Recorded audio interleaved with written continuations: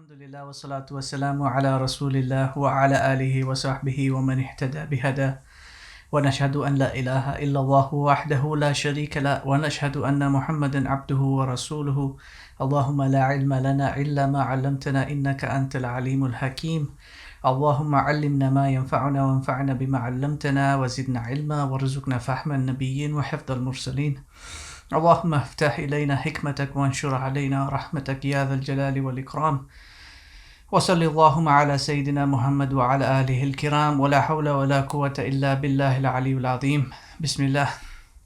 So that portion that he said was as actually the section القلب مثل المرآة, the heart as an allegory of a mirror. And he said وتحتاج أن تعرف في ضمن ذلك أن القلب مثل المرآة. It's important that you know concerning this matter, and this matter was the ajaib of the qalb. It's important that you know that the heart is like a mirror, it's an allegory. And the nature of a mirror is that it is always reflecting something else. So he's saying here, know that the heart is a mirror, and he's saying وَاللَّوْهِ الْمَحْفُوظ مِثْلَ الْمِرْآةِ أيضا, that the Lawhil Mahfudh is also a mirror. لأن فيه صورة كل موجودة, because in it, in the Lawhil Mahfudh, is everything that is existent, is recorded in the Lawhil Mahfudh. وإذا قابلت المرآة بمرآة أخرى حلت صورة ما في إحداهما في الأخرى. And so when you put one mirror in front of another mirror, then the one mirror will reflect things that are in the other mirror. So it's like when you put them parallel to each other, things that are in one mirror will be reflected in the other mirror. And then when you're in an elevator that has those mirrors around you, you often see your reflection in one mirror is also reflected in the other mirror. وكذلك تظهر صور ما في اللوح المحفوظ إلى القلب إذا كان فارغا من شهوات الدنيا. So likewise, what is in the heart is also on the Lawhil Mahfudh. So Allah subhanahu wa ta'ala created the Lawhil Mahfudh, and he created the pen. The Lawhil Mahfudh is the tablet, the preserved tablet. Lawh in Arabic is the tablet, is tablet. And traditionally writing was done on a lawh. It's in the recent aspects that we actually have books and paper and so on. But traditionally all writing was done on a tablet. So you had a clay tablet, it had not yet dried yet, and then you had a stencil or a stylus, and that was used to make imprintations on the tablet, and then those marks would dry up, and so that was the writing. And this is why we say also ilm or allama is alama, it is a mark. Ilm is something that is imprinted into someone. In the contemporary sense, we talk about teaching and classroom, and that's not what it meant in the traditional use of the word. And Mahfudh is preserved. So this lawh is this slate, this tablet is preserved. It's a preserved tablet. And he instructed the qalam to write on the tablet everything that he's going to create, all aspects of it, all its behaviors, all what you would call for sentient objects, animate beings like the human beings, is a sentient being that is capable of decision making and is capable of choosing. And because it's capable of decision making, it can choose between multiple possibilities which would result in multiple outcomes. So in the Lawhil Mahfudh is recorded every possible outcome, every pathway that you could possibly take. If you make a decision right now, this moment, not to sit in this class, but to go elsewhere, then that is going to have a different outcome. It's going to take a different path in your life. But you made a decision to sit in this class, and so now this is the path that you are actually going through. This is the outcome that you're going through. And then the outcome of that, and then the next moment that comes in, you make another decision that results in a different pathway, right? Are you understanding what I'm saying? It's like a web. Every single point has got multiple outcomes. And every single point after that has got multiple outcomes. So all that, each and every possibility, each and every impossibility, each and every necessity, with all the possible outcomes, also impossible outcomes, everything is recorded in the Lawhil Mahfudh. Every single step that you will take and what possibility might arise from that step is recorded in the Lawhil Mahfudh. Now every single step and action that you take, everything that you do is driven by your will, which is in your heart. And so your heart is a reflection of what's in the Lawhil Mahfudh. And what's in the Lawhil Mahfudh is a reflection of what's in your heart. And this is the allegory of the heart being a mirror and the Lawhil Mahfudh being a mirror. And when they are aligned, because the heart, I believe it's Dr. Naqib al-Attas in his book, he speaks about the heart as a sphere, a glass sphere. And if it is opaque completely, it's got just one small pinhole through which it can see out and light can come in. If that pinhole is aligned to the divine presence, then it is connected. But since the heart is constantly changing, that pinhole is always moving about. So sometimes it's aligned to that spiritual connection, and then most of the time it misses that. Similar allegory here. If you're aligned, your heart is aligned to what's in the Lawhil Mahfudh, then you are in complete synchronicity with true reality. You're not deluded from what's reality around you. You are in synchronicity with that spiritual reality instead of being in synchronicity with this worldly reality. And Ghazali is going to talk a little bit about that in a different fashion, which inshallah I'll try my best to explain. But I hope that answers the question. I have a quick question on that. Now? So when you talk about the synchronicity with the Lawhil Mahfudh, basically what Allah subhanahu wa ta'ala intended in the best course of manners, yes, so to speak. So if a person, he's always, for example, he is sadiq, for example, right? He's truthful, or he's saddaq, he's always truthful. Does that help towards that synchronicity? Is that why people who are truthful are very robust and very powerful? Even if you just look at them, that type of haiba comes out, or is that a different phenomenon altogether? No, you're right. It is definitely, because the parameters within which you are to be considered in synchronicity with the Divine Ordinance are the parameters of Al-Haq. So long as you're on the truth, then you are in synchronicity, whether or not you realize it. And there are people who don't have that connection with the Lawhil Mahfudh, because it's not something that you can see with your eyes. It's just something that is of an inner sense. But someone who is always speaking the truth, who is always sincere in their actions, who is always humble in their demeanor, in their attitude, is, they are essentially aligned to the Lawhil Mahfudh. They are not on multiplicity of outcomes. They are on the outcome that Allah has put as a divine ordinance. In that he says, with regards to Adam alayhi salam, when he told Adam and Hawa to descend, in Surah Taha, ayah number 123, قَالَ اهْبِطْ مِنْهَا جَمِيعًا بَعْدُكُمْ لِبَعْدٍ عَدُوٌّ. Descend from here, all of you, some of you enemies unto the other.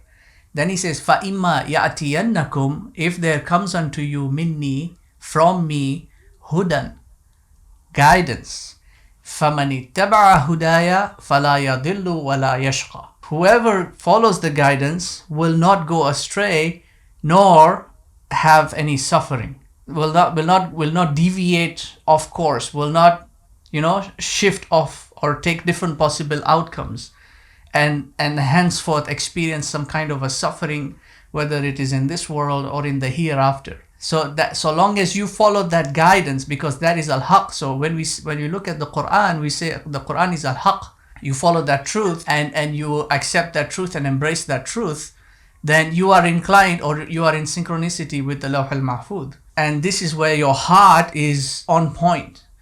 So when the Prophet ﷺ did his mi'raj, he said, Allah ma dalla sahibukum wa ma ghawa. He has not gone astray. He didn't make any error. He followed to the letter what I told him to follow. وَمَا يَنْتَقِ عَنِ الْهَوَى. He's not even speaking on all his own whims. Because your whims, opinion in this case, or view, can be right, can be wrong. But if you follow only what is truth, then you will never be wrong. You'll always be right. So if you're on the haqq, then you're always on point. And this is why he said, مَا كَذَبَ الْفُؤَادُ مَا رَأَى. His fu'ad, his heart was not inflamed by all the other distractions and wonders that it saw. It was on point. It knew what it wanted and where it wanted to, where its qibla was, where its direction was. So ultimately, that pathway will manifest in the outward form, because that's what shapes now your thoughts. And then your thoughts are what are then articulated outwardly, whether through speech or even through action. It will manifest in your body. It will change your persona. It will change how you speak. So people who are entrained in the Quranic speech will speak in that likeness. They'll have that elegance and they'll have that robustness and that integrity when they speak. You will see it the way they hold themselves, the way they interact with others, the way they approach others, even those who are below them, because the Quran is strong and stern in its speech, but it's also humble. And he says about Al-Khidr in exemplification, آتيناه رحمة من عندنا. We gave him rahmah from us, and it's because of that rahmah that he was somebody who was, if you remember the tale, it's very interesting. And this is an ishara that you draw from the narration. It's in the hadith, it's not in the Quran. Musa found Khidr sitting on a stone, on a rock. He wasn't sitting on the sand. So that's an ishara you draw. You see that somebody like that, his foundation is rock solid. He's not sitting on shifting sands. He doesn't change his direction depending on which way the sands or the winds are blowing, because it is al-haq that he is founded on. Did that answer your question? Yes, Jazakallah khairan. Barakallah feek. Alhamdulillah.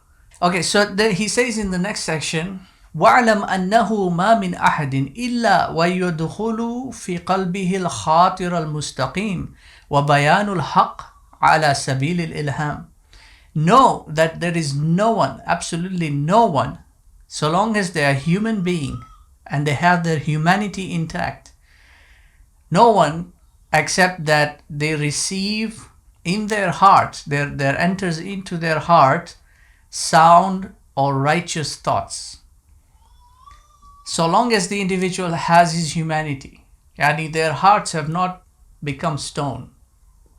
When I say stone, I don't mean literal rock, but metaphorically, their hearts have not locked in, they have not boxed in, they're not shut off the ilham that they would receive from the divine presence of Allah. وَبَيَانُ الْحَقِّ, and the articulation and clarification of truth, عَلَى سَبِيلِ الْإِلْهَامِ, by way of inspiration, not by way of the senses. وَذَلِكَ لَا يَدْخُلُ مِنْ طَرِيقَ الْحَوَاسِ. It doesn't come to them by way of the senses. The truth that you're referring to is what he's talking about. The haqq, that is haqqul yaqeen, absolute truth, does not come by way of the senses. It comes by way of inspiration from Allah subhanahu wa ta'ala. So just to break off a little bit here, we would ask the question then, what is truth? Because if you, and no one can really answer this question per se. Everyone has a point of view or an understanding of sorts. Some will say truth is reality. Some will say truth is what Allah says. Others will say truth is revelation. Different people have a different viewpoint, a different understanding of what truth means to them. For secularists and academics and whatnot, their understanding is that truth is subjective. They do not affirm a belief in absolute truth. So according to their definition of truth, your truth is different from my truth and different from this one's truth and that one's truth. Everyone has their own truth. So everyone has their own belief because everyone has their own opinions. That's not what truth is. Because human perception, which then develops into conception, is such that everything that we collectively know, or we come to know, or we attempt to know, can ultimately be structured algorithmically, so that it is in line with what is plausible, sensible, and rational, so that we can at least draw some conclusion that it is true. If it is irrational or illogical, then we would say it's not true. Or there's even a possibility that just because we haven't yet rationalized it doesn't necessarily not make it true. We just haven't understood it yet. But we are logical beings and we are rational beings, and we draw our information from surroundings, and then we interpret that information in order to formulate an understanding. This is the flow. We take information from our senses, we compute, we interpret, and then we understand information. Anyone who denies that are themselves illogical, right? Because that's the truth, that's established, it's known. So we say that information remains information. It doesn't become knowledge until it is acted upon, right? Facts, figures, numbers, data, statistics, all these things, they don't really mean anything until they are applied and some interpretive aspect is applied to them to make sense of them. Otherwise, it's just data, it's just information. It doesn't really do anything. It doesn't help anyone, doesn't benefit anyone, right? So information is what the secular world defines as knowledge, which is wrong, incorrect from an Islamic point of view. From an Islamic point of view, information is not knowledge. Knowledge is something that you ultimately arrive at by using information as a tool, as an instrument. There's a modus of interpretation that has to go through, a filtration that takes place, separating truth from falsehood and converting uncertainties into certainty. And that's ultimately what you want to arrive at, is yaqeen. Now, yaqeen cannot be arrived at through the senses, through the mulkiya aspect. Yaqeen is only arrived at through the malakut aspect, from the other side. That's what he's going to explain. Ghazali is going to explain that. But there is a process that you go through. Now, this process, different scholars have got different ways of explaining it. I broke it down into a kind of a rubric of sorts, a flowchart of sorts. And I say that there is essentially 4 portions divided into 2 halves. So there are four maqams that you go through. And these are divided into 2 parts. The first part is the soul's arrival to meaning. And then the second part is the meaning arriving to the soul. So just bear with me. Let me explain this portion to you, because it will help understand what Ghazali is talking about. So when you begin the journey, the first part, you begin the journey of seeking knowledge, because you know that, or you have faith that knowledge will take you to the truth. So you begin at a preparatory stage of what you would be known as an initiate at this stage. And at this stage, we would say that you are merely informed. This stage of mutali'a, right, from the word tala'a, which means to initiate. Tala'a also means like matli'a shams, the rising of the sun, which is the point of where the rising of the sun is the point of where the day is now initiating. So this is the stage, you're just at that cusp. You're beginning the process. So at this stage, you are just grasping the outward form of things with a naive perception. And this naive perception is what we call tasawwur as-sadij.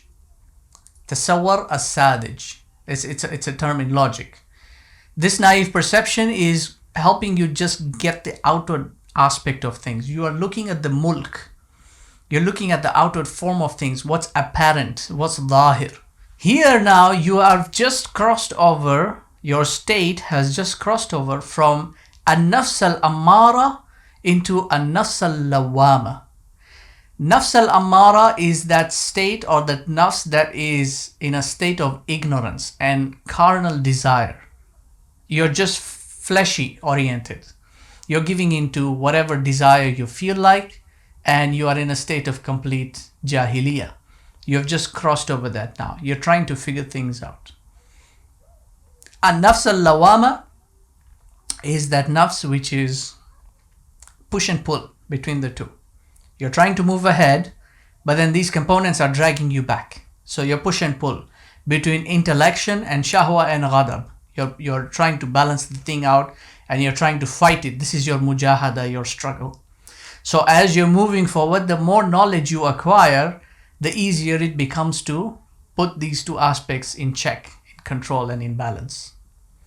So the first half of the journey is now from this point of initiation up until the point where you arrive at meaning, where you have done what's known as ibar. You have moved from form, you have interpreted symbol, and you have arrived at the meaning behind the symbol. And this is what we would say is you now have, you've converted knowledge, you're converting information into knowledge. And so now you have what's known as knowledge of something. Not knowledge itself, but you have knowledge of something. What traditionally was known as ciencia. You have ilm, science. You have structured your thoughts, and you have understood certain aspects that were not known to you before. So you're moving slowly from jahiliyyah to a form of understanding. You have knowledge of something, and this is acquired through ta'aleem. You acquire ilm through ta'aleem, through learning and educating yourself and erudition. Are we together so far? Up until this point, is there any question? Okay, so everyone understood that? Or has everyone fallen asleep? So nafs al-lawama is the push and pull, is the struggle, the jihad basically. And then you said the third level is the ibar. You are actually doing ibar in this state. You're doing it, and what does ibar mean again? Ibar is the crossing over. You are discerning. You're doing discernment of things. What's evil, what's good, and you're trying to fight against your desire. Who knows it, but you keep going towards it. Yeah, but you're at the same time, you're also in the process of acquiring knowledge. So you're also learning about things. Now knowledge will be, knowledge is placed as knowing things in their proper places. That's knowledge. Ultimately, if you want to summarize it. What's knowledge? Knowledge entails knowing things in their proper place. So if you understand that a certain thing is in its proper place, then you don't actually interfere with its place. So you don't take what doesn't belong to you because it's not its proper place. Its proper place is in the possession of the one it belongs to. If you remove it from its proper place, you're stealing, right? So now you have knowledge that thing, its proper place is there, is not here. So I shouldn't steal. Now you've actually countered your desire in this aspect, the desire to want that thing. I'm just using that as a one-off example. But you can apply that in every aspect of your life. Knowing your proper place as a son will help you fulfill your role as a son. Knowing your proper place as a husband will help you fulfill your role as a husband. Understand? Knowing your proper place as a daughter will help you fulfill that role. So each and every thing in existence has a proper place. When you understand that, then you fulfill that role as it has been ordained to be fulfilled. The more you come to know, the less you transgress, the less you ruin, the less fasad you commit, the less bloodshed you commit. The more you know, the less damage you incur. And so you're in the process of purification. And that's under the presumption that you are applying what you know. Otherwise, it's just information. It's meaningless if you don't apply it. You apply what you know, you implement the knowledge into action, then you're actually in the process of cleansing those lower aspects. So that's the first portion of the journey towards knowledge. It is the soul crossing over from the world of causality into the world of meaning. Soul arriving to meaning through this ibar, crossing over from the outward form to inward reality of things. From just the logical understanding of things to an ontological understanding of things. What is the nature of the thing? What is the nature of religion? What is its essence? What is its beauty? What is the spirit of the Sharia? It's not just about following the Sharia. It's not just about knowing haram and halal. It's understanding why it's haram and why it's halal. So you appreciate it better and you fulfill it better and you perform it better. Otherwise, you're just following rules. You're like a robot. So the second half of the journey now begins from that point. And this portion is the journey whereby meaning now arrives to the soul. You've come to meaning, but now you want to understand the meaning. You've already crossed over from form. You arrived at meaning. Now you know there's meaning behind something. Now you want to get that meaning. You want to understand that meaning. Because there are a lot of doubts. There are a lot of uncertainties, gray matters. These all need to be filtered out.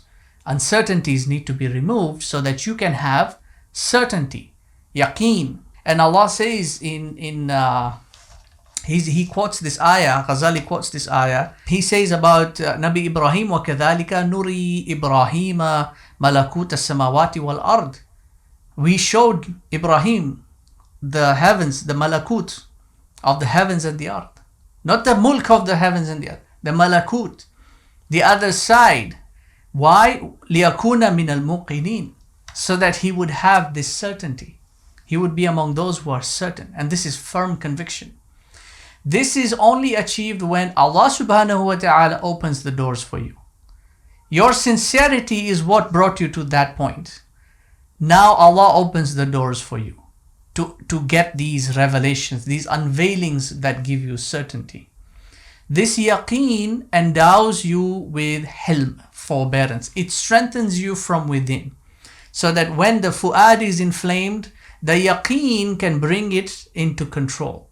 This was the case with Musa. Her fu'ad had overtaken her. But Allah strengthened her heart with what? With yaqeen. So she would have conviction. She would have iman. That faith and trust. It's certainty that Allah will take care of things. It's beyond your control. Allah will take care of it. That's that certainty that you want to get to. This elevates your intellection. It brings you to a level of higher intelligence, wherein now you're able to embrace, you're able to shed off the material garb of the world of phenomena and embrace the true nature of being, which is your fitrah. This state can only be realized when the aql is expanded with knowledge. And the qalb is so pure, it's been purified, that its transparency allows light to come in and ignite the lamp from within, the misbah, the lamp of intelligence from within. And at the finality of this journey is when the gateway to enlightenment is opened up. It is the point and when your journey is over, your time allocated has ended. You've gone through the whole process. You started off a nafs al-amara, condemned as a being, because you are giving into your lower desires and appetites. You went through the struggle of mujahada, fighting it back and forth.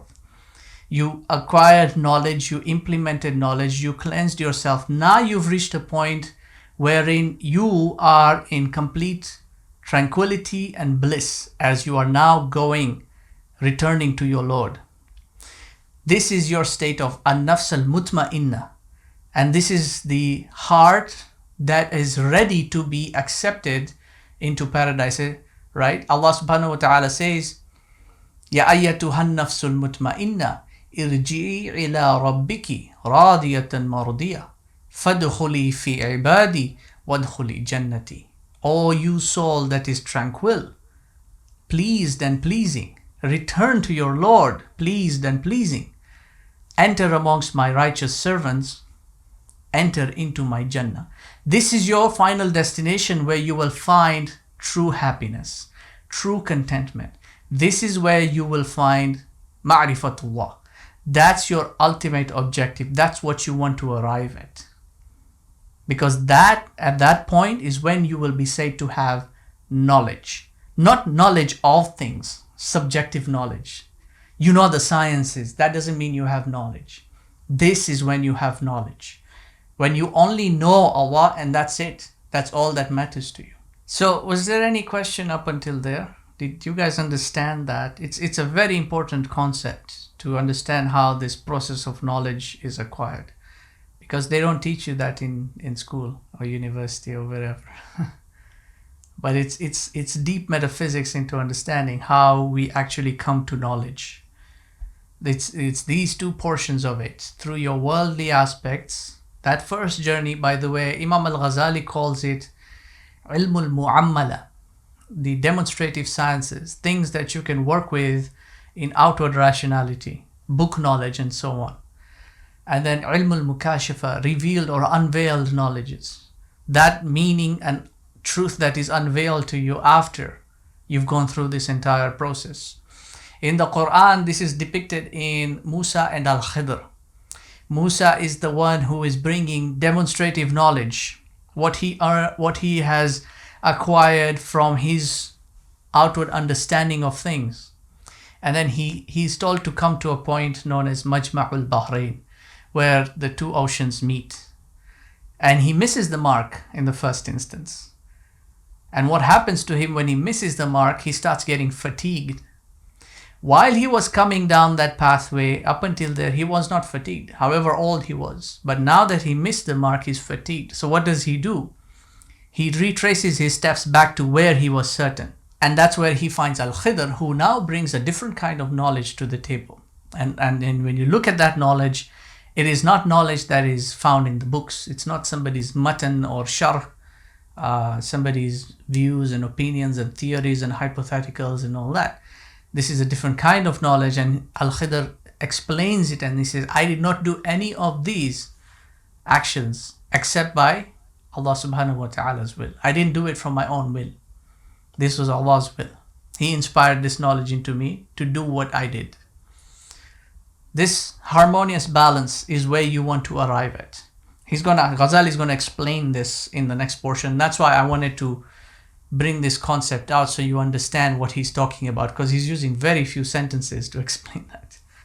So he says, وَذَلِكَ لَا يَدْخُلُ مِنْ طَرِيقَ الْحَوَاسِ. This knowledge does not come to you through the senses, through outward sensory perception, like what you see and what you feel and see and touch and all those things. This knowledge comes to you in the heart.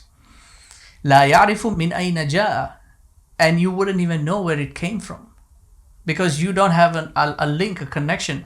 And people do get, it's not necessarily only those who are purified. As Ghazali says, everyone who is human will receive this divine inspiration. They'll get these thoughts and they won't know where it came from. You'll see it in a dream, and then 2 weeks later, what you saw in the dream happens. And you don't know what the connection is. How did that happen? How did you come to know about that happening? They will go through different pathways and say, oh, you have psychic powers, and you have the ability to see, you've got this connection with the spirit world. That's not what it is. Allah is giving you some inspiration. He's giving you a chance to connect with reality, to realize that there's more than this thing, this object, this material world. Seek out the true reality. So لا يعرف من أين جاء. He wouldn't even know where it came from. لأن القلب من عالم الملكوت, because the qalb is from the عالم الملكوت. والحواس مخلوقة لهذا العالم عالم الملك. The senses, the heart is from the عالم الملكوت. That's why it's getting this inspiration from there. But the senses are of this created world, this عالم الملك. And so the senses will not help you understand that other realm. فلذلك يكون حجابه عن مطالعة ذلك العالم إذا لم يكن فارغا من شغل الحواس. So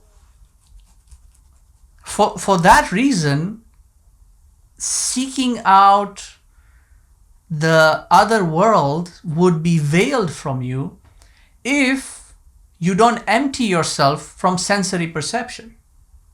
If you only rely on sensory perception and you focus on that, and you sort of mind block yourself to only accepting what you can see as belief, or what you see as is what you believe in, that's it.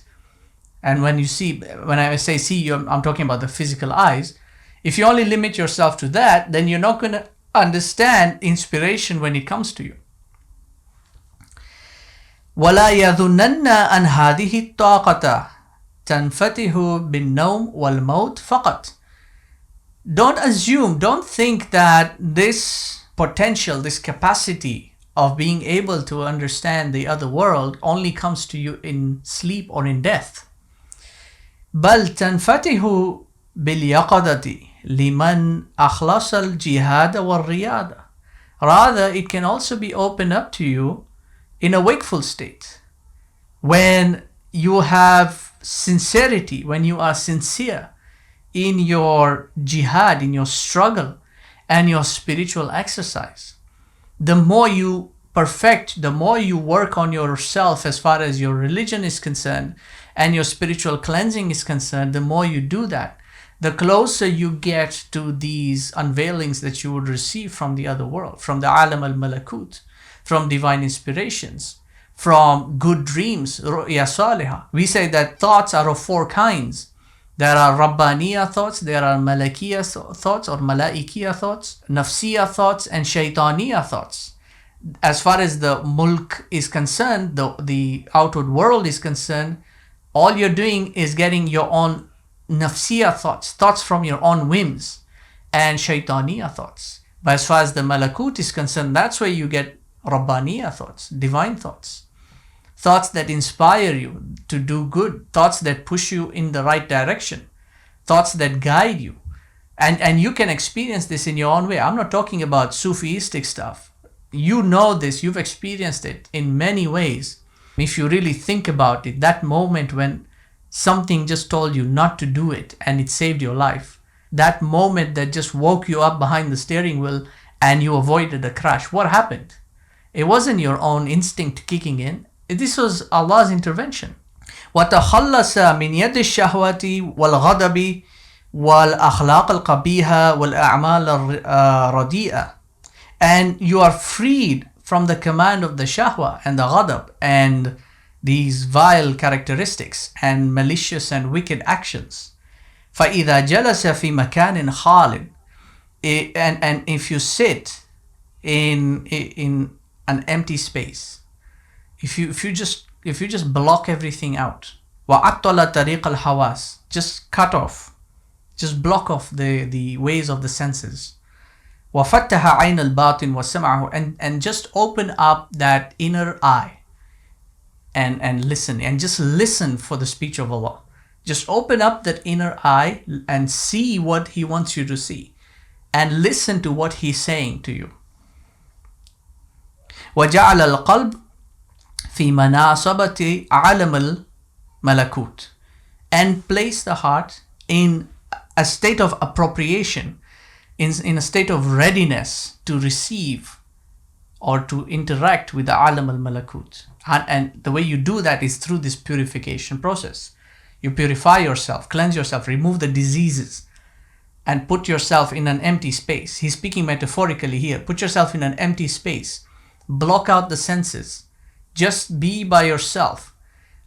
Cut off everything, all the distractions, and just focus on the speech of your Lord. وَقَالَ دَائِمًا Allah, Allah, Allah بِقَلْبِهِ دُونَ لِسَانِهِ, and saying, always just saying Allah, Allah, Allah with the heart, not just the tongue. Just constant remembrance and dhikr of Allah with the heart. إِلَىٰ أَن يَصِيرَ لَا خَبُرَ مَعْهُ مِن نَفْسِهِ, until you become unacquainted with yourself. He detaches himself from his self. Himself from his self. Just leaving the self, detaching from the self. The shahwa and the ghadab, that's the self. وَلَا مِنَ الْعَالَمِ, and from the alam as well, from the world as well. This is a type of zuhud. Right? And I'll explain what zuhud means, because people have a misconception of what zuhud means. وَيَبْقَى لَا يَرَى شَيْئًا إِلَّا اللَّهَ سُبْحَانَهُ وَتَعَالَى إِنْ فَتَحَتِ تِلْكَ الطَّاقَةِ وَأَبْصَرَ فِي الْيَقَظَةِ الَّذِي يُبْصِرُهُ فِي النَّوْمِ. And you comprehend nothing except Allah subhanahu wa ta'ala. This is a state of muraqabah. In the hadith of Jibril, the Prophet says, when he is asked about ihsan, he says, أن تعبد الله كأنك ترى. That's the higher level. That's known as mushahada. And then the lower level which you are starting off with to arrive at that level, فإن لم تكن ترى فإنه يرى. If you can't see him, know that he can see you. That's muraqabah. Just be in the presence of your Lord and comprehend nothing but him. Just think of nothing but him. And so when you do that, when you finally reach that point whereby you are just you, and you are in a state of just experiencing your being. You're in a conscious state of your existence. You're contemplating your existence in connection to your Lord. Then you will be able to see in your wakeful state what you were seeing in your sleep. In other words, the two will now be synchronized. What you see in the outward sense will now be synchronized, harmonious to what you were seeing in your sleep. Not that you will see your dreams in real life. That's not what it means. It means that the reality that you experienced while you were asleep in that dream state, where your senses were shut off, that reality is what you will be able to understand in your wakeful state. You will no longer be seeing the things just as outward form or shape or whatnot. You will be seeing reality as it truly is. You will be harmonious between what the senses are picking up and what inspiration is coming into you. That's what you will be able to contemplate as true reality, because things will now begin to make sense to you on an existential level as opposed to a superficial level. So now you've bettered or strengthened yourself to such a state that whatever happens circumstantially, it doesn't affect you. The fitna doesn't affect you. Oh, he said this and he started running off his mouth and this and that and the other. It doesn't affect you anymore because you're not superficial anymore. You're now thinking on a more existential level. It doesn't affect you. It doesn't change who you are, because words change your hal. People say things to you and they change your state. Someone can say good things to you and they'll make you smile, and say bad things to you and make you angry. You don't want that because you don't want your anger to take control of you. But now you are in a state whereby what they say doesn't affect you anymore. They can say whatever they want to say. Your heart is protected by your own actions and manifestations. And so you begin to see the world in a whole other way. It changes your world view. It changes how you perceive reality. You begin to see the beauty in things as opposed to the ugly. You begin to see the beauty in people as opposed to the ugliness in them. Instead of seeing what's wrong with the world, you begin to see what's right with the world. See, when you look at what they say, their language is what? وَإِذَا قِيلَ لَهُمْ لَا تُفْسِدُوا فِي الْأَرْضِ. What do they say? إِنَّمَا نَحْنُ مُصْلِحُونَ. We're just trying to make things right. Well, for you to make things right, they have to be wrong in the first place, which means when you looked at the world around you, what you saw was everything is wrong. That's why you're trying to make it right. And yet, from this point of view, now you begin to see the way the Quran wants you to see, the way Allah wants you to see it. You don't see anything wrong with the world. You see things the way Allah has created them to be. If anything is wrong, it's in you. So maybe you can't fix the world, but you can fix yourself. If, for those who studied psychology, you would study what's known as Glasser's theory of choice, by a psychologist known as William Glasser. Has anyone studied that? Glasser's theory of choice? Sali, have you studied that in subject pedagogy or differentiation? Classroom differentiation? I think they teach that under multiple intelligences. Wa salam, yeah. Have you studied? No, I haven't studied this. No? So William Glasser was a psychologist. He had something that was similar to the multiple intelligence theory. But this was more in terms of the choices that we make psychologically. So he came up with a theory, and in that theory he had 10 axioms. And the first two axioms, which are very interesting, and he faced a lot of criticism because of this, but I think he's actually right from an Islamic point of view. He said that the only person whose behavior you can control is your own behavior. You can't control everybody else. You can control your own behavior. And he also said all we can give another person is information. We can't give them knowledge or an understanding. We can give them information. What they do with that information is up to them. So we can't control how they behave. So we can't change the world when we want to change. We can change ourselves. And the interesting thing about this is, I wouldn't say interesting, I would say the wisdom behind this, the divine wisdom, because this is how Allah has placed it, is that if each and every one of us change ourselves in accordance to His ordinance, we will, by default, we will be changing the world as well. Hamza, this, what are you saying? This, is that what Buddhist and Taoist monks reach high powers, even use fire? I don't know about the high powers and the use of fire in terms of, I guess they get more into elemental sciences and manipulation of elements, but they do reach this higher spiritual state. They do. In Buddhism, it does.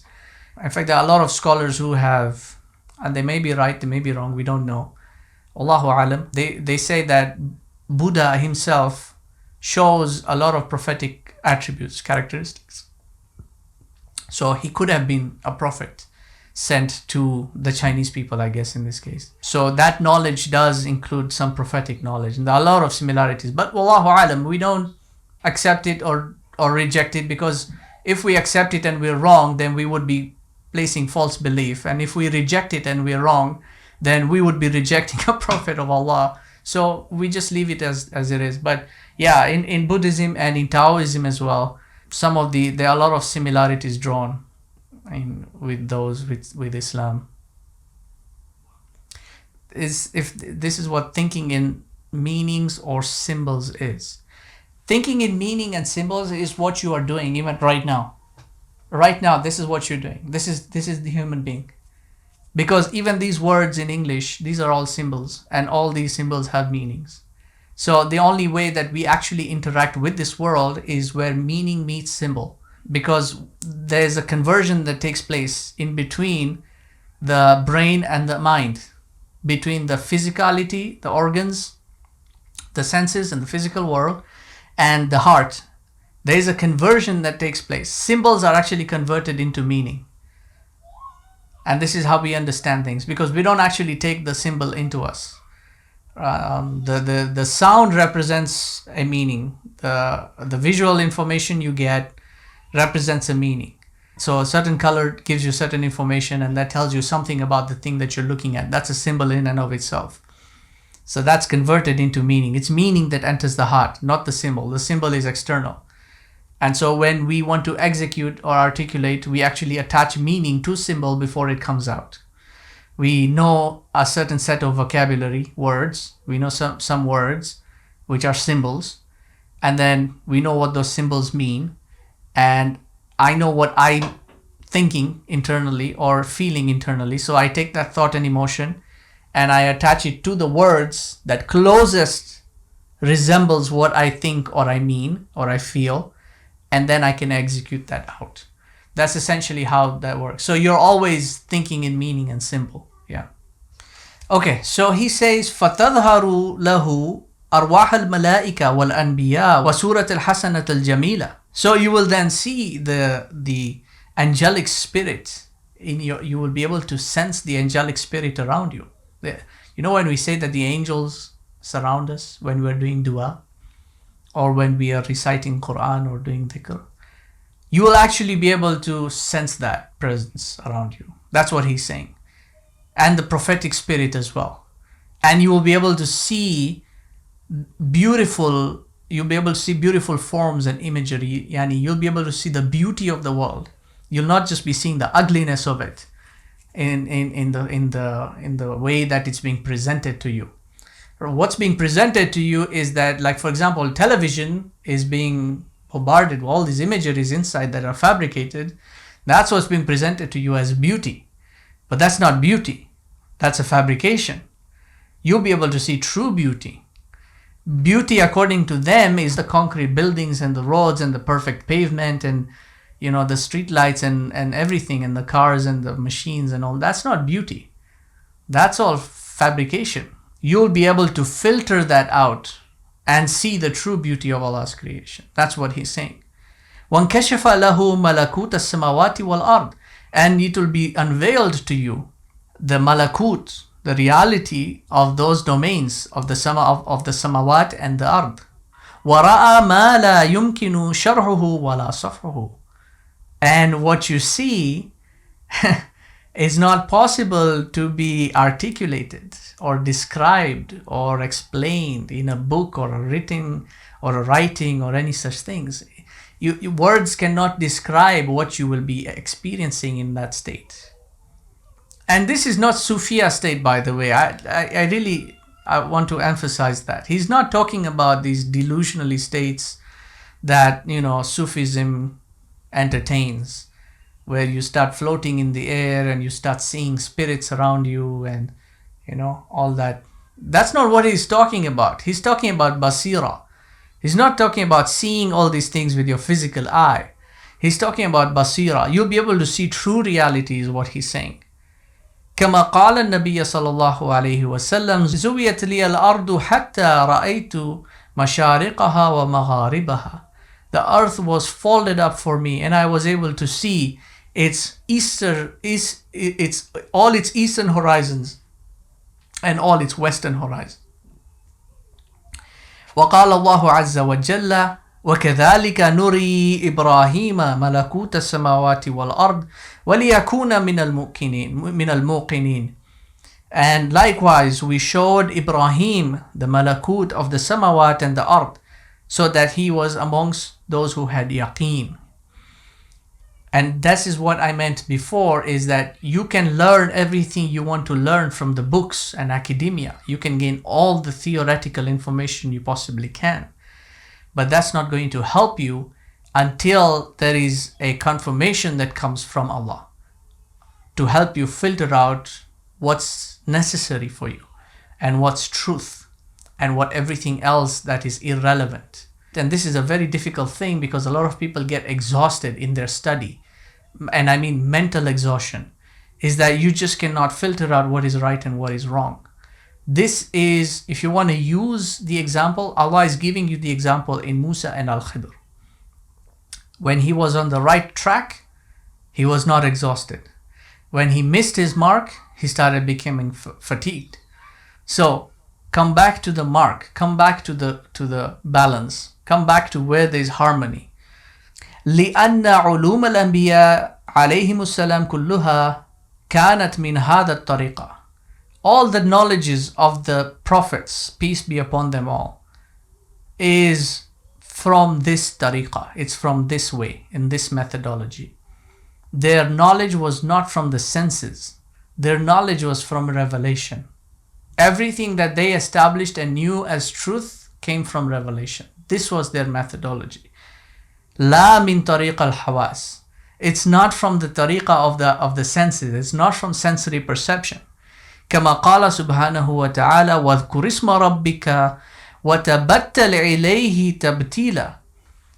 Remember the name of your Lord and devote yourself to Him with utmost devotion.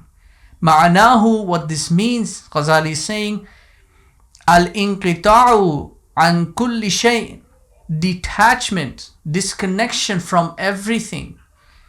وَتَطْهِيرُ الْقَلْبِ مِنْ كُلِّ شَيْءٍ, and purifying the heart from everything.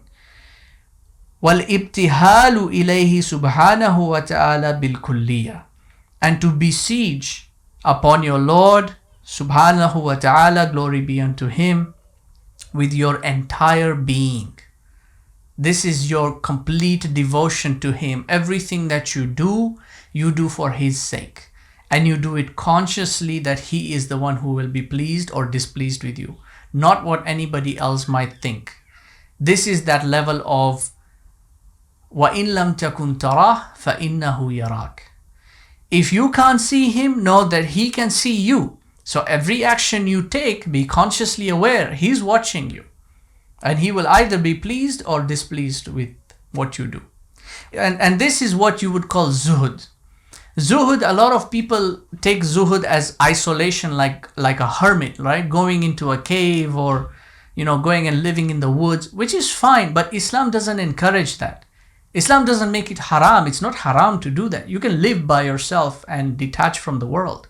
But Islam doesn't encourage that. Islam encourages the communal living. Live with your jama'ah.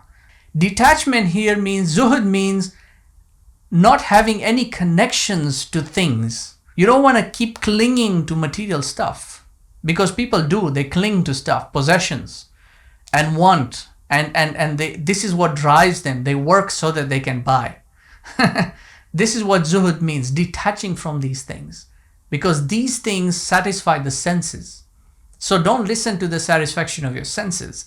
Listen to your inward voice. Listen to that inspiration that's coming to you. That's what you want to cling to.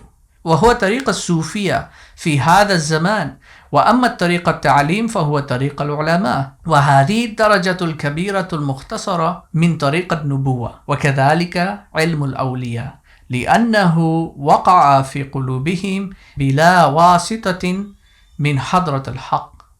And this is the path of the Sufiya of his age. And he's talking about not Sufiya like what we know as Sufiya, like Pir so-and-so and, all these people. I don't like talking about people in negativity, but unfortunately, they, grave worshipping or going to the grave to do some stuff and tying their knots and, beating. This happens a lot in the Indian subcontinent. But it also involves all this switching off the lights and doing dhikr and, the floating man theory and all that stuff. That's not what he's talking about. He's talking about people of tasawwuf, of true tasawwuf. And whether you want to call it tasawwuf or tazkiyah or ihsan, ihsan is a beautiful word.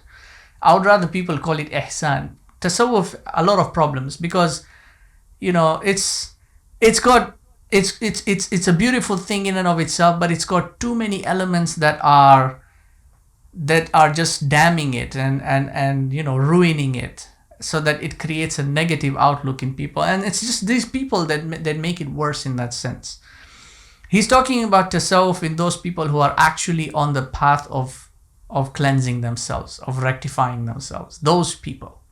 He's saying this is their tariqah, this is their methodology.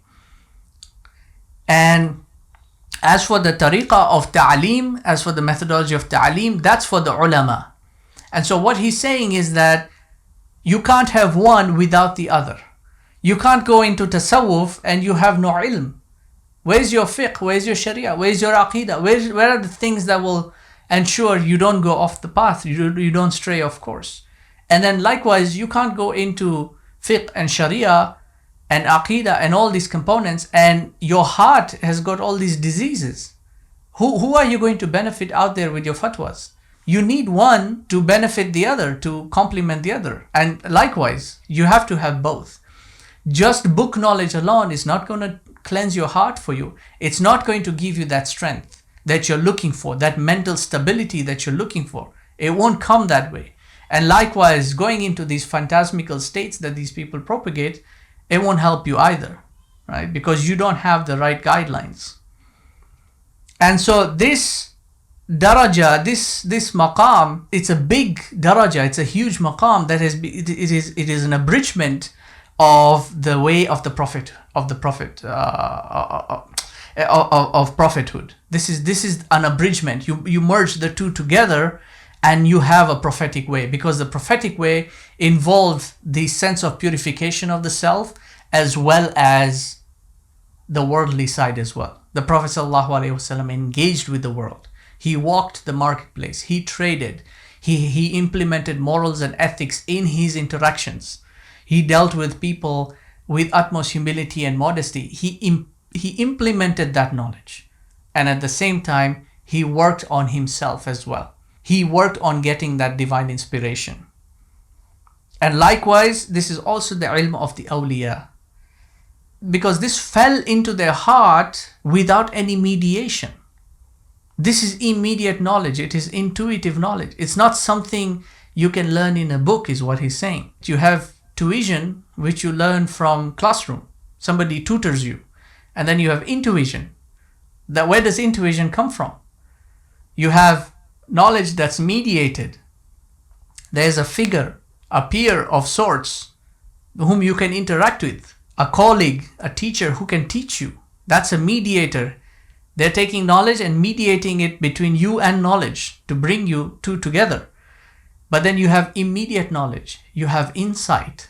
You have intuition. كما قال سبحانه وتعالى آتيناه رحمة من عندنا وعلمناه من لدنا علما. As Allah has said in Surah Al-Kahf, we gave unto him, Al-Khidr, rahmah from us, and we inspired, we taught him from us a kind of knowledge. وهذه طريقة لا تفهم إلا بالتجربة. This pathway, this route cannot be understood except by continuous practice. People say they want to have a spiritual experience, and so they pray once, and then they feel like, oh, it didn't work, I didn't feel anything. That's not how it works. It's a continual practice. You have to keep doing it. It's not, you just don't open the Quran once in Ramadan on Friday, what they call Akhir Juma. I don't know why they call it that, why it even exists for that matter. Complete bid'ah in my view. But whatever. But they'll open that Quran once on that Juma. And only on that Juma will they actually go to the mosque to pray Salatul Juma. And they experience, and in fact, most people will only fast on that Juma as well. All of Ramadan, they'll not fast. Whole year, they will not go to the masjid for Juma. Whole year, they will not pray any other salah. But on that Juma, they'll go and they'll fast and they'll sit in the masjid and they'll open the Quran. It's the first time they probably opened it. And they expect to have a spiritual experience from that. It doesn't work like that. It doesn't work like that. It has to be through continuous experience, practice. You have to keep on doing it. وَإِن لَمْ تَحْصُلُوا بِالذَّوْقِ لَا تَحْصُلُوا بِالتَّعْلِيمِ. What you will not get, what you cannot get through tasting it, through actually experiencing, through this practicing, you're not going to get it through education. You can educate yourself however much you want, however many theories you want to learn. You can get the whole theoretical recipe of tasawwuf. It's not going to benefit you because you actually didn't implement it. And the Prophet is saying, La taqdab, don't get angry. You can memorize the hadith, but if you don't actually follow it, it's not going to benefit you.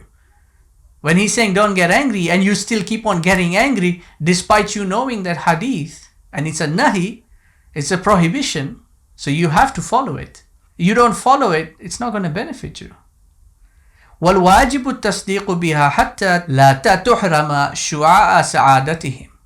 And it is important that you have a conviction in this, because if you think that this is just meaningless chatter, this is just Sufi talking, and I'm not a Sufi, by the way. I hate it when people call me that. There's a lot of people who call me Sufi. I'm not a Sufi. You know, if you think that this is what it is, this is just what, you know, Sufi people talk, it's, you know, it's not gonna, you'll be deprived of this, of the fruit, of the joyness, of the joyous aspects of this, of them. وَهُوَ مِنْ عَجَائِبَ الْقَلْبِ. These are from the marvels of the heart, because you can only experience these. You can't learn about this in a book. You can read Ghazali's Ihya 10 times over. But this is something you just have to experience it, and the only way you'll experience it is through practice. You have to keep doing it. وَمَنْ لَمْ يُبْصِرُ لَمْ يُصَدِّقُ. Whoever does not see will not believe. So if you don't experience it, you're not going to believe in it. كما قال سبحانه وتعالى بل كذبوا بما لم يحيطوا بعلمه ولما يأتهم تأويله. Rather, they denied that which they could not encompass in knowledge, and whose ta'wil had not come to them. It's because they couldn't understand it, they denied it. And then he says in that same ayah, كَذَلِكَ كَذَّبَ الَّذِينَ مِنْ قَبْلِهِمْ. They, just like the ones who came before them, they denied the same way. فَانْظُرْ كَيْفَ كَانَ عَاقِبَةُ الظَّالِمِينَ. Look how they ended. What was their end? The end of the deniers. They keep denying and rejecting and saying, no, there's no such thing as spirituality. There's no such thing as consciousness. There is no such thing as all this. No. It's all psychology, it's all behaviors, and if you're depressed, just take a pill, and if it's anxiety, just take this whatever. This is look at their states. Look where they've ended up. وَقَوْلِهِ وَإِذَا لَمْ يَهْتَدُوا بِهِ فَسَيَقُولُونَ هَذَا إِفْكٌ قَدِيمٌ. Right? They say that if it had truly been good for us, وَقَالَ الَّذِينَ كَفَرُوا لِلَّذِينَ آمَنُوا لَوْ كَانَ خَيْرًا مَا سَبَقُونَا إِلَيْهِ وَإِذَا لَمْ يَهْتَدُوا بِهِ فَسَيَقُولُونَ هَذَا إِفْكٌ قَدِيمٌ. This is just falsehood, ancient falsehood. These are old fairy tales. These are myths. It goes into Islamic mythology and Greek mythology and Chinese mythology. This is just myth, right? This is what they say, those who don't believe. If it was really good, we would have discovered it. Why haven't we discovered this yet? This is their argument. Or if it's really true, why haven't we seen it yet? Why is there no scientific explanation for it? And because there's no scientific, this is all mythology. This is all mysticism, right? This is what the Orientalists did. They took all these books of tasawwuf that the ulama wrote, and I'm not talking about these ulama, I'm talking about people who are recognized for tasawwuf, like Imam Al-Junaid and Ibn Ata'illah. This is what the Orientalists did. They took all these books of the scholars and they classified them as Islamic mysticism. And they started selling it to the West, or bringing it to the West as mystical aspects of the religion. And that just ruined it for everyone. But anyway, we're not here to talk about tasawwuf. So, in this earlier portion when he talked about فَإِذَا جَلَسَ فِي مَكَانٍ خَالٍ وَعَطَّلَ طَرِيقَ الْحَوَاسِ وَفَتَحَ عَيْنَ الْبَاطِنِ وَالسَّمْعِ وَجَعَلَ الْقَلْبِ في مناسبة عالم الملكوت وقال دائما الله الله الله بقلبه دون لسانه إلى أن يصير لا خبر معه من نفسه ولا من العالم. What he's talking about there, it's a very simple formula, and this simple formula, the beauty of it is in the Arabic language as well. It employs the three letters of Jim, Ha, and Kha. And the ha is the outward, and then comes the ha, and then comes the ja. So the three words are تخلية, تحلية, and تجلية, which come from the root words خلوة, حلوة, and جلوة or jalwa. تخلية means to empty yourself. كان يتخلف, right? He emptied himself. This was the Prophet when he was receiving revelation. He was out there in the wilderness by himself, emptying himself of himself. كان يتخلف. So تخلية is emptying yourself of all these negative attributes, bad characteristics, sensory reliance utmost reliance on the senses. And then tahliya is to adorn yourself. It's to beautify yourself. Hulwa means to make something sweet. Halwa is, right? It's a sweet, a dessert.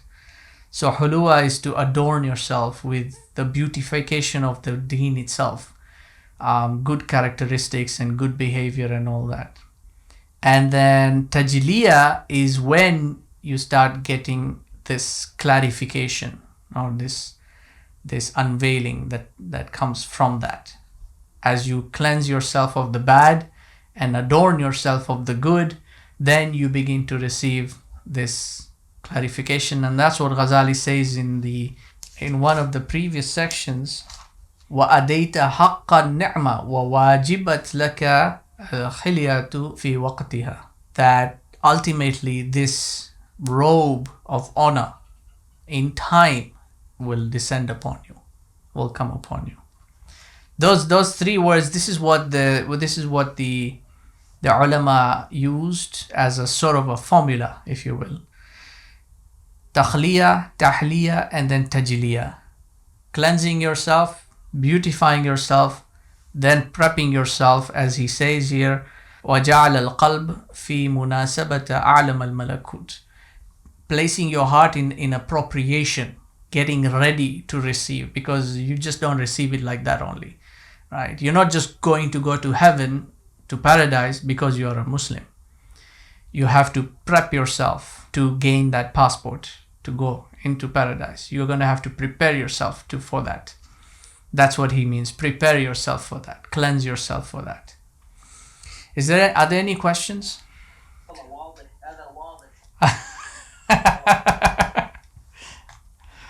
No, I think, Celia,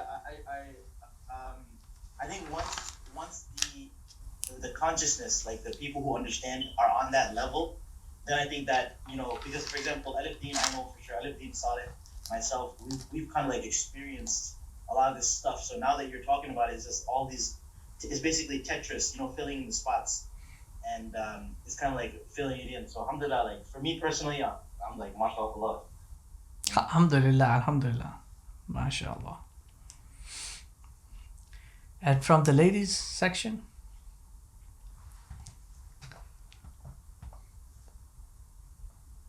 Can you go over the 4 maqams? 4 maqams? Which maqams? Be a bit. Could you be a bit more specific on that? I don't know what you're talking about. Nafs al-lawa. Okay, yeah, those are not maqams. Those are states of the self. The nafs goes through different states. So in the Quran there are 3 that are mentioned in the Quran.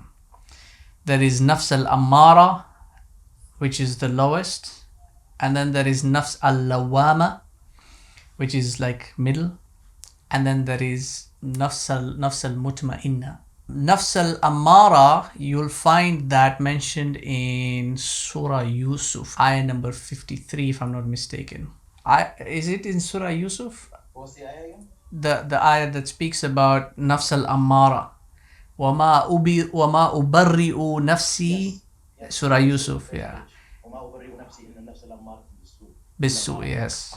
That's where you'll find it. And he said, وَمَا أُبَرِّئُ نَفْسِي. I don't associate myself. I don't absolve myself. Inna nafs al-ammara bisu. That the soul, this is an enjoiner of evil. So usually the ulama will use the whole phrase, an-nafs al-ammara bisu, but just as, normal speaking, we'll just shorten it. They just shortened it down to an-nafs al-ammara, the nafs which enjoins with evil. It's the nafs that is capitulating to evil. It's always giving in to evil.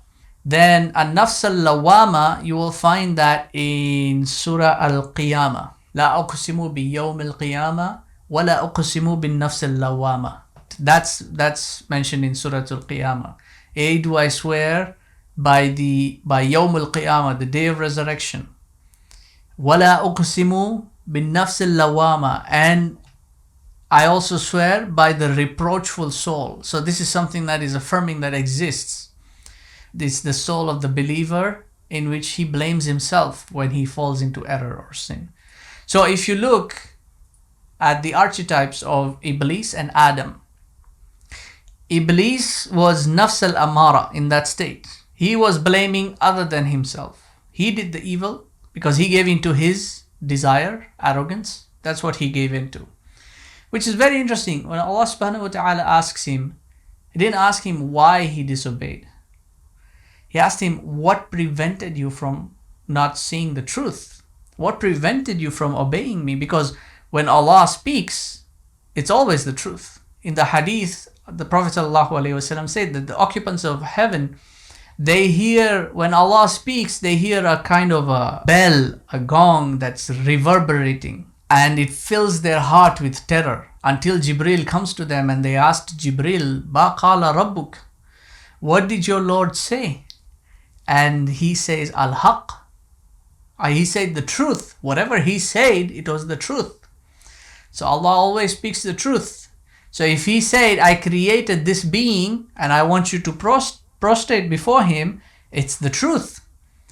There's no argument there. There's no counter argument when Allah speaks the truth. That's a very divine thing. I mean, if you think about it, There's no counter thesis. There's no, oh, yeah, but I think it should be like, there's nothing like that when Allah speaks the truth, when Allah speaks.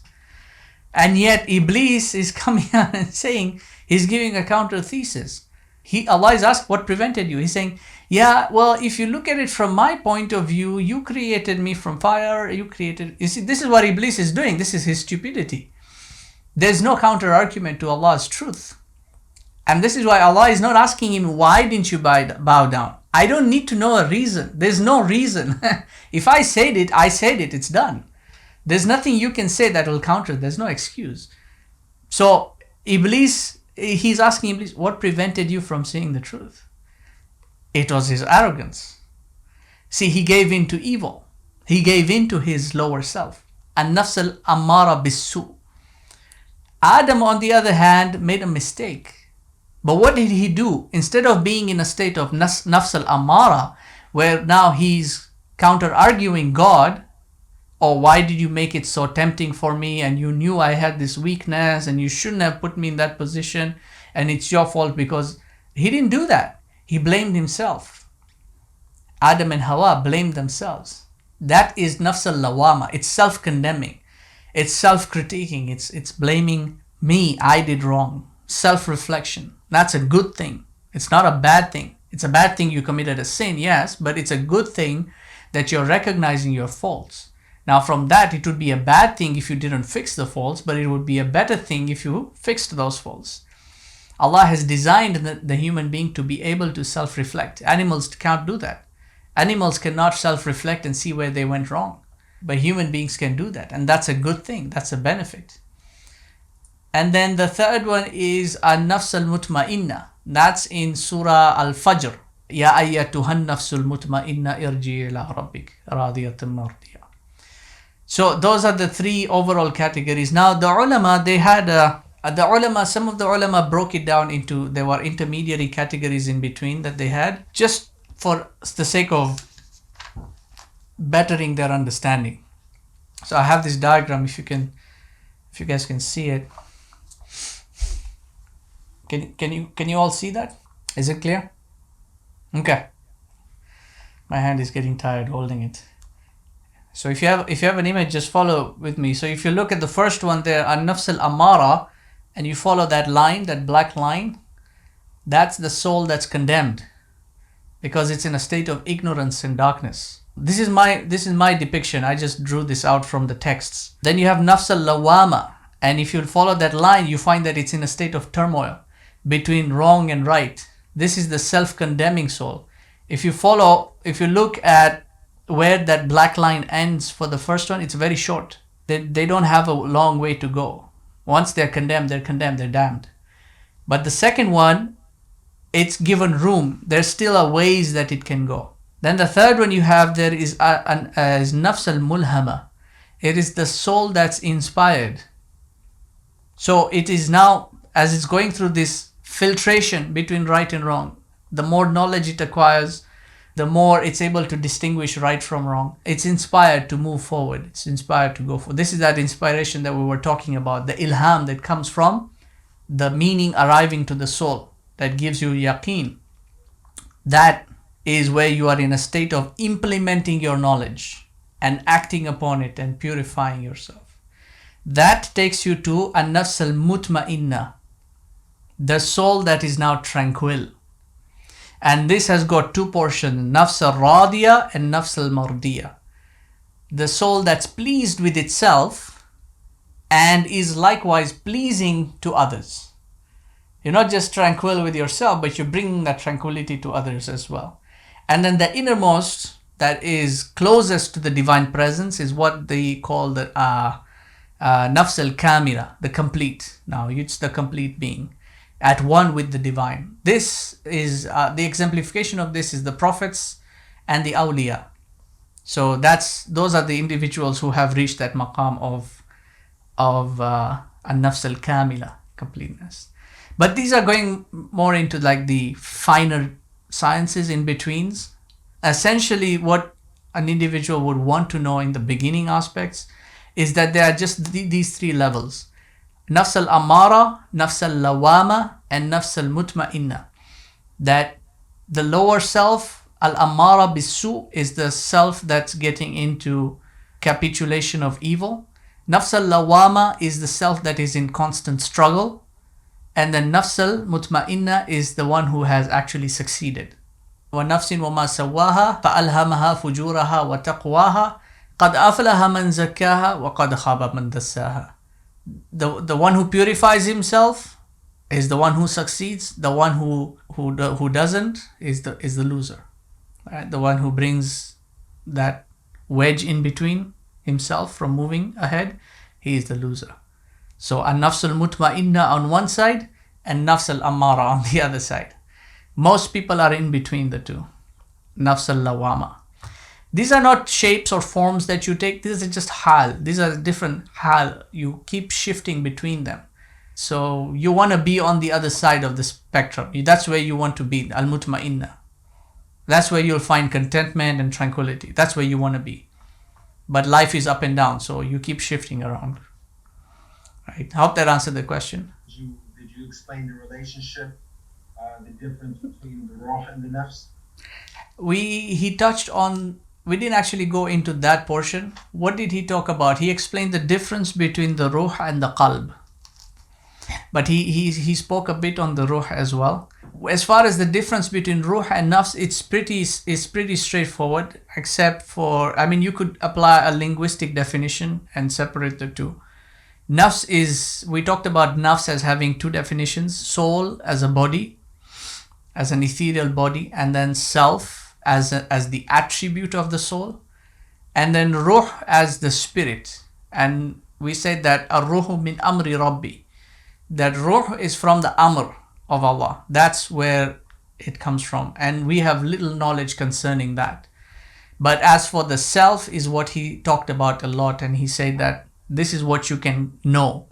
You can know yourself. You can have a lot of knowledge about yourself, but not as much knowledge about the ruh. And so what we said was that the soul is a distinct entity from the spirit, from the ruh.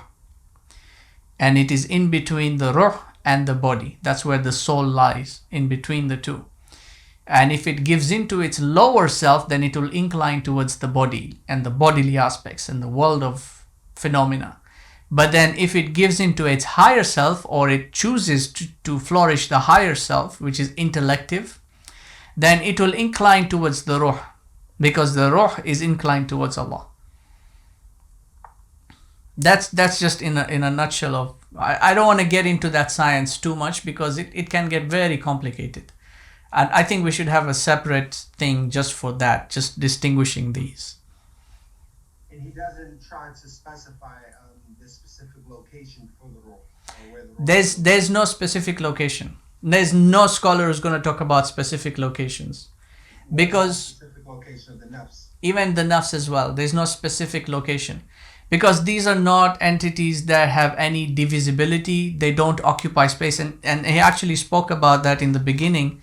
He said that وَلَيْسَ الْقَلْبُ مَسَاحَةُ وَلَا مِقْدَارُ, that the heart, which is from the alam al-amr as well, which is in the soul, and the soul is its vessel, it doesn't occupy space. So anything that doesn't occupy space doesn't belong to this world. It doesn't have a coordinates.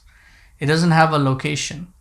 So as far as soul, the spirit, the mind, the ruh, all these components are concerned, they don't have a physical location, but that they are bound to the body. So where exactly you might find it, if you put your scalpel into it, there's nowhere you're going to find it. It's just immaterial. It has no material link. There's nothing matter. Yeah. There's no physical organ that can cut off access to it. What he said about the organs is that the organs are like the manzila. They are like stations. So the station of the mind, the aql, is the brain. And he said the station of the shahwa, the desires, are and the ghadab are like the limbs and the senses. So each of these faculties of the self, of the heart, uses these different organs. But whether or not they actually reside in the organ, that's a moot point, because again, for it to reside in an organ, it would have to have some material composition to it. It would have to occupy space. But then there's some organs of the body that can be damaged that can Yes. cause the person to act in a different way. Yes. So he said that for if any of these faculties is impaired, then the hal of ولكل قوة فإن ضعف واحد منهم ضعف حال ابن آدم من دارين. If any of these faculties are impaired or are weak, then the hal of the son of Adam will also be weak or impaired in any of these darain, these two worlds or these two realms that he exists in, the physical and the spiritual. So if any of the organs are damaged, right? So if you've got brain damage, for instance, it will affect your cognitive ability to perceive reality, to perceive the world. If you have cancer, for example, in your stomach, may Allah prevent that for any of us. May Allah forbid that. But if you have that, then you will not be able to digest food. You will not get proper nutrients. Your body is going to suffer. So your soul will suffer, and your hal in both of these worlds is going to be affected. Yeah. So it is to say that science possibly obsess over this topic, because originally we know it was, who asked Rasul about this question, right? About the ruh. So this shows that this became a particular focal point of theirs for many hundreds of years, right? Possibly thousands of years.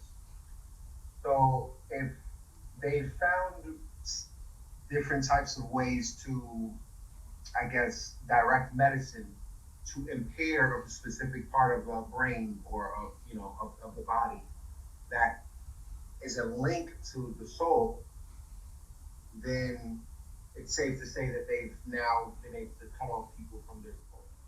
Not necessarily, because there's a difference between affecting the actual ethereal body itself, the soul, and affecting the hal that the person is in. So what Ghazali is saying is that it affects the hal, it affects your mental state.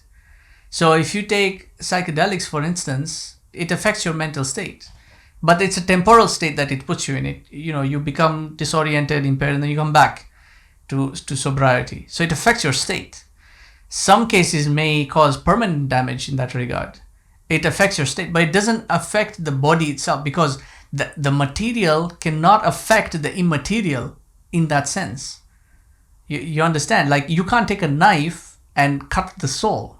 The material cannot affect the immaterial, even if it is tiny, like microbial. It can dull the ability. For example, a mirror. Mm-hmm. You can put a lot of Vaseline or some, different types of lotions and stuff on the mirror that dulls its ability to. Yes, it does. That's what he's talking about. It will affect your sense perception, for instance.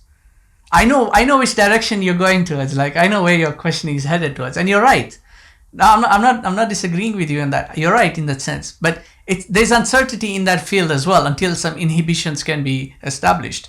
But you're right. It is, as a possibility. It's possible, that they could put something in you that can cause or lapse your ability to make judgments, for instance, because now your sense perception has been limited, right? You're not seeing things in reality, right? Am I making sense in that regard? It's not breaking the soul or detaching it or cutting it off or whatever. No, there's a sort of a veil that gets created between, because your sense perception is now limited. Maybe certain neurological functions are impaired, certain pathways, neural networks are maybe blocked off or something of the sort, that's limiting your capability to compute and perceive reality. It's possible, yeah. So then there technically wouldn't be any difference between that and possession. Possession is a bit different in that regard, because possession takes over the entire body or parts of the body or sections of the body. And in many cases, the possessed individual, the jinn will speak in the language that the possessed individual knows, which is a very strange thing, because it's not it's not taking over the individual's soul per se. It's taking over the motor functions, let's say the brain, like the language component of the brain. And it's in the language component of the brain where the actual vocabulary is stored, that is executed when you speak. So it's using those elements to bring it out. The possessed being is another entity that's coming into a vessel. So now your body has got two entities in there. And there's a conflict between the two because you are the rightful owner of this body, but there's now another entity that's trying to take over. You understand what I'm saying? In this case, this entity is a conscious entity because only a conscious being can use this physical biological body. So this entity has an aql, just like you have an aql. And so your aql uses the brain. This entity, this jinn that has come in, also uses its aql, uses your brain. If it is a compound of sorts, like a serum or something of the likes, it's not a conscious thing. So it will not have the same effects as jinn possession. But as a result of those serums, Mhm. people develop schizophrenia, for example. Yeah. With this particular illness that I'm talking about, I'm talking about the calcified pineal gland, right? So I'm saying that what happens as a result of people who take these pharmaceutical substances and it leads to them developing things like schizophrenia. This would be related to the brain itself, a damage on the brain. So things like schizophrenia, It has those traits of the things that you just mentioned. even if it has the traits, so you cannot equate the symptoms of one to the other. And this is one of the issues that ulama always had to deal with. And not just ulama, even in Christian theology, it's been a big thing in the Western world because they were not able to distinguish between psychological states and possession. And so there was always a problem here. And even in our civilization, distinguishing between psychological issues and jinn possession is a very difficult thing because the inhibition of symptoms are similar. See, a possessed individual behaves in the same way as a schizophrenic individual. A possessed individual showing epileptic episodes behaves in the same way as somebody with impairment of epilepsy. You see, but one cannot be equated to the other because we don't know which is which. The symptoms are the same. You could be coughing and have a common cold, but you could be coughing and have bronchitis. The symptoms are the same. There's a very slight distinction between the two. And it takes a specialist to really understand what the different cough means, right? But the symptoms are the same. Somebody just normal can look at that and say, oh, he probably has this or he has the other. And this is again goes back to how well you interpret outward reality. Because if you only look at the causes and effects, you won't be able to understand true reality. Because what's happening here is something that's of an inward aspect. You can't actually see jinn possession. What you can see are the symptoms and the effects. You can't actually see what schizophrenia is doing, but you can see the effects, and the diagnosis is done via the effects. So in some cases, an individual might have epilepsy and go through all the stages of medical checkup, the MRIs and the CAT scans and all the neurological tests lined up and come out inconclusive. Well, what's going on here? Some people might conclude that the person is possessed, but that's not necessarily true because you can also eliminate that as an option. The symptoms are the same, but there's a third component here. There's something else going on that we need to figure out. It's not neurological. It's not jinn possession. There's something else. Symptoms are all the same. So how do you distinguish one from the other? That's a problem. What if a person in the mardiya state, pleased, takes an entheogen? Could the wisdom and knowledge inspired by Allah be enhanced? Psychedelics usually unveils the mind. If certain shahwa and ghadab is still in the heart, then the bad trip happens and confusion and delusion. But if one is in an inspired state, takes it, will simply mirror the people's. If you're in an inspired state, you wouldn't take it. That's just, if you take it, then you're not in an inspired state. Because if you're in an inspired state, you know that you don't need a substance to elevate your spiritual experience. And if you're in an inspired state, you're in a higher level of intelligence whereby you can distinguish truth from falsehood. meaning that you will be able to recognize the prohibition in the psychedelic or in the intoxication, whatever name it might be taking on, entheogen or whatever. If you're in that state of mardiya and you do that, you've actually dropped. You've lowered your maqam. You haven't actually gone up then. Yeah, in a state of lawama, maybe, but then what are you exactly hoping to achieve here? Because you know it's a sin, and deep down in your heart you recognize it, and yet you do it, but then you condemn yourself after that. So you're kind of back to square one. If you're really sincere, because the sincerity is what differentiates here, right? If you're really sincere in the path you want to take, then you'll follow the guidance and not anything else, not any other recipe. And the guidance does not include psychedelics or any other enhancements to gain a spiritual experience. The guidance has its own recipe. Would you agree that mental addiction to some habit or drug is a disease of the spiritual heart, prevents one from rising to a higher relationship with Allah? Yeah, definitely. Because the addiction, there are two aspects to addiction. There's the physical addiction, which is really habitual in that sense, physical, bodily habitual, which some would say would take about 21 days to rehabituate. So a lot of programs are usually structured around that period to get the body to flush it out of its system and no longer be dependent on the substance. But then there's the mental addiction, which is really the shahwa. Most addictions in this case would be shahwa, towards substance. But then there are other forms of addiction, like a person could be addicted to violence and they just have to go out and just wreck. Those are really out of control now. Either case, addictions of the shahwa or the ghadab are essentially, the shahwa and ghadab are out of control. Because the will is no longer controlling them, they are controlling the will. So without getting a fix, the individual can't think, they can't comprehend, they can't do anything. So the shahwa and ghadab are in full control of the individual. So it definitely prevents you from rising up. Yeah. Okay, let's end here then, inshallah. سبحانك وبحمدك نشهد أن لا إله إلا أنت نستغفرك ونتوب إليك. ربنا تقبل منا إنك أنت السميع العليم وتب علينا يا مولانا إنك أنت التواب الرحيم.